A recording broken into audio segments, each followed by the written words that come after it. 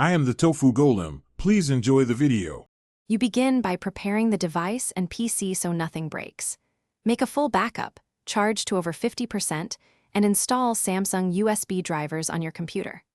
Once done, enable developer options and USB debugging, then check the OEM unlock toggle to confirm whether relocking is available.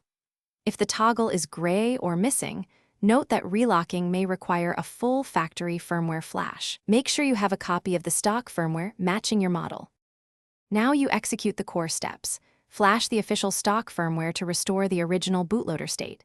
Connect the phone in download mode and run Odin on the PC, load BL, app, CP, and home CSC files as instructed, then start the flash. Stay patient, do not interrupt the process.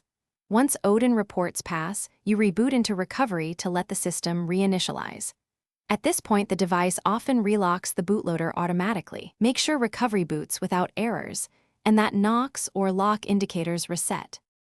Finish by verifying the OEM lock state and testing normal operation. After the first successful boot, go back to developer options to confirm OEM unlock is disabled or absent. That indicates the bootloader is locked.